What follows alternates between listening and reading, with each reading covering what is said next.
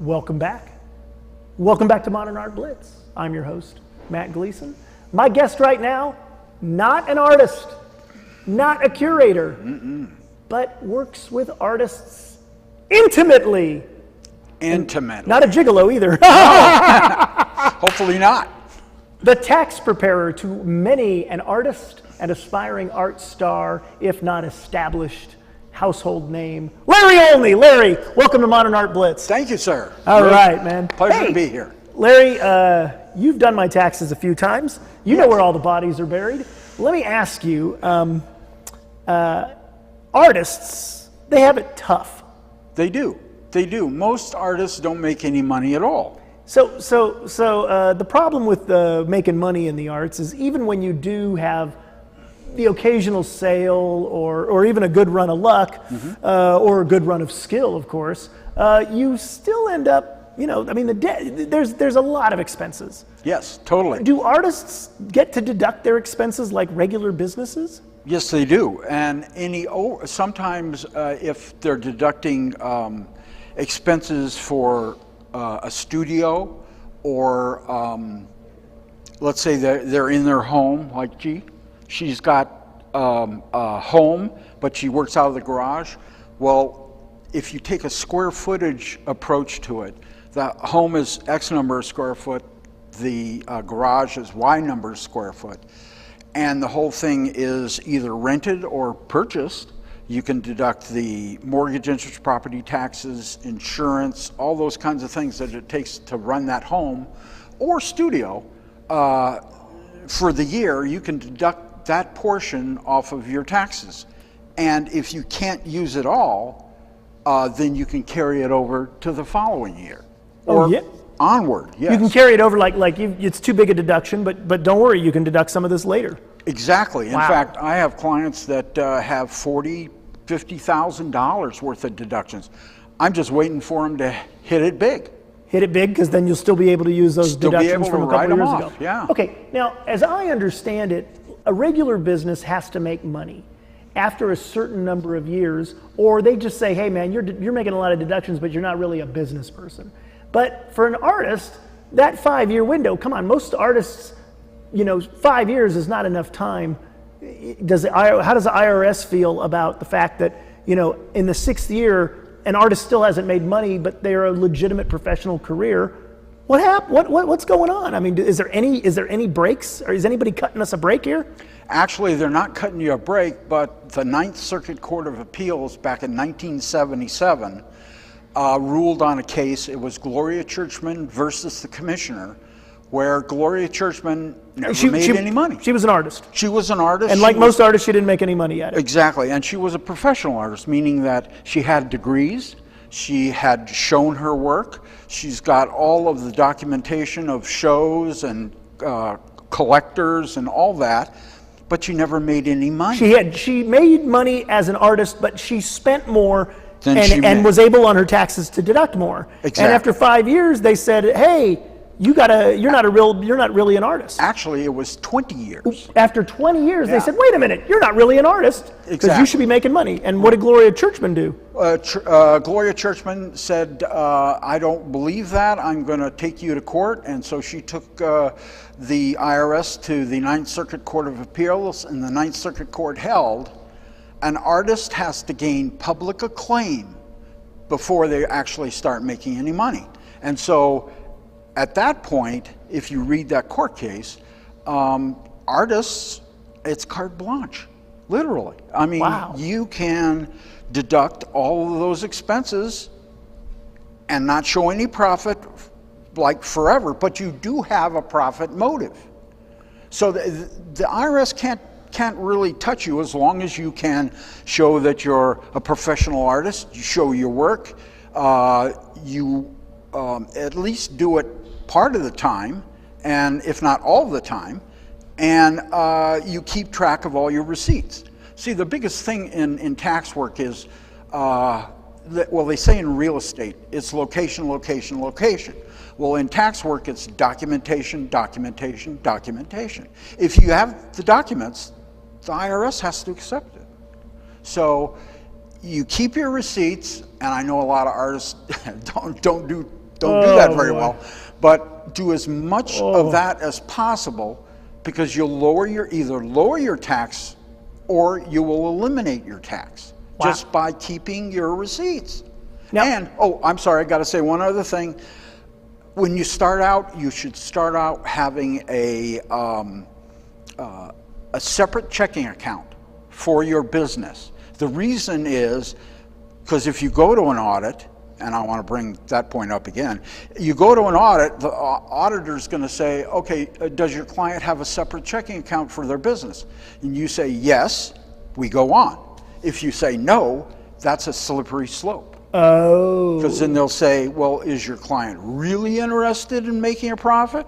And you got to try and explain that away.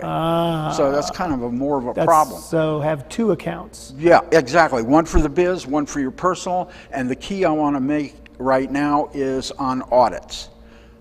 Everybody freaks out about an audit. I know. I'm freaking out. I got an audit. The thing is that the probability of you being audited is, even in an artist who loses a whole bunch of money, probably only 5%. So 1 out of 20 people get audited. That are losing a lot of money. Oh, okay, losing a lot of money. Yeah, because once you send I'm good at that. Yeah, once you send in your tax return, it is scored. Scored At the service center, and it's rated as to audit worthiness. And probability. Probability that this should be audited more closely. Exactly. Wow. So, and that's where if you go in all by yourself, you're not protected, and I highly recommend having a professional there, and it kind of cools the auditor's jets, especially someone who is wanting to make a name for themselves. And let's point out right here, Larry, you're booked. You're not doing this to get any more clients. You're full. You turn people down, correct? Yeah, stick a fork in me. I'm done. So this is just advice for people out there, because really, Larry doesn't need the business. He's got hundreds and hundreds of legacy clients.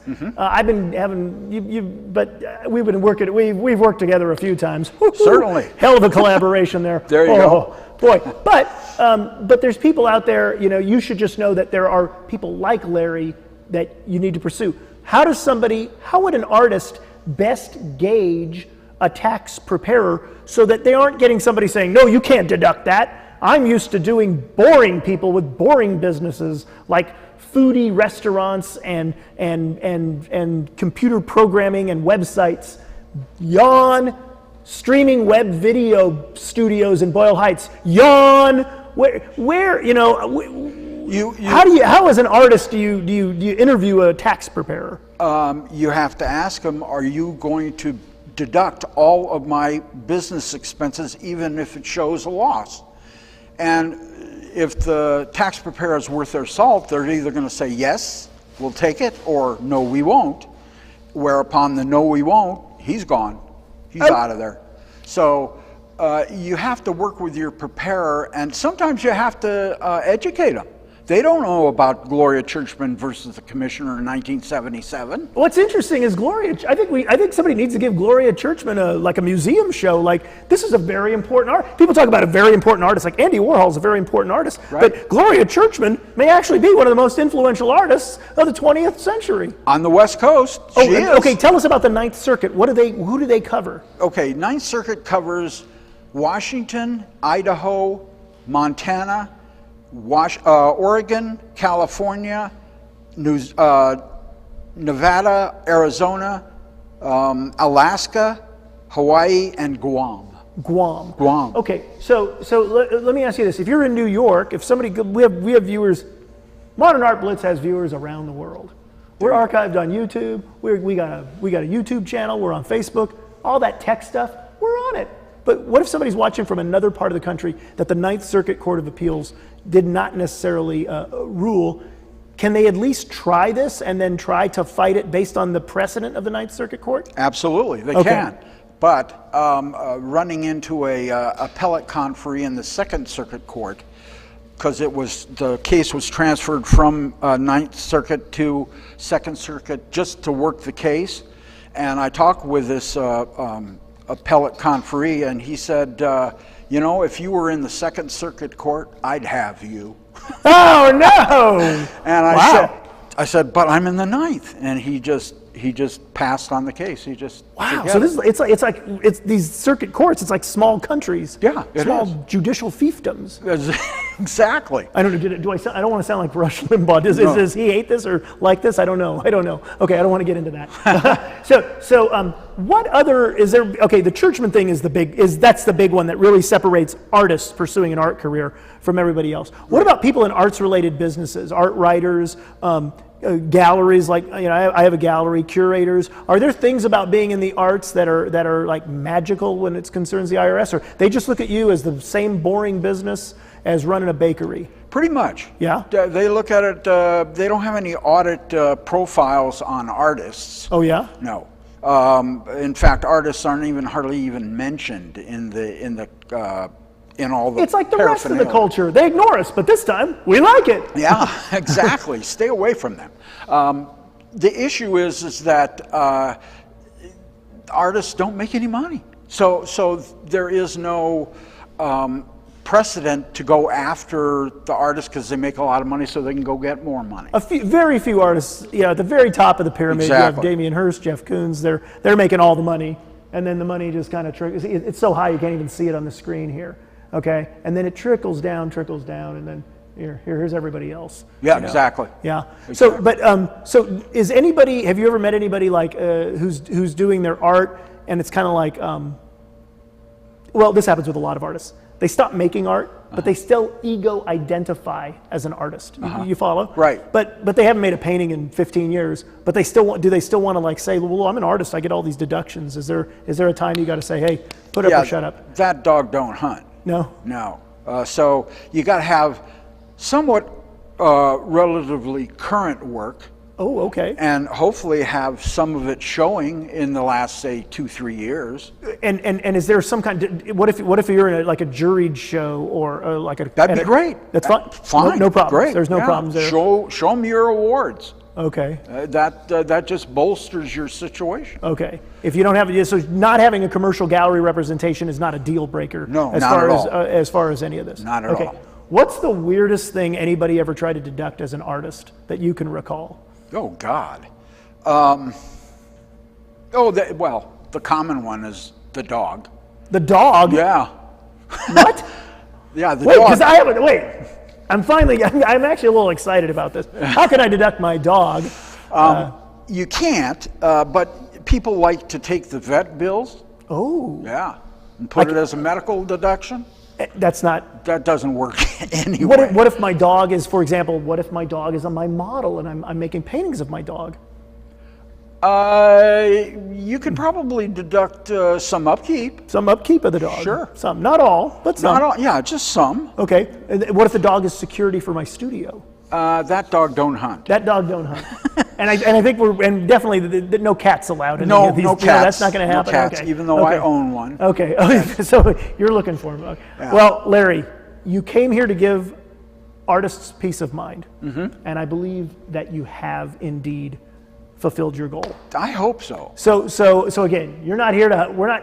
You're not hunting. I'm not giving you up and letting somebody take my place. So you're kind of stuck with me. Okay? You got it, pal. Okay. So Larry, thank you very much for giving our audience peace of mind and for being on Modern Art Blitz. Thank you, sir. All right, it was a blast. Alrighty. We'll be Great. back right after this. All right, come on up, guys. It's a wrap.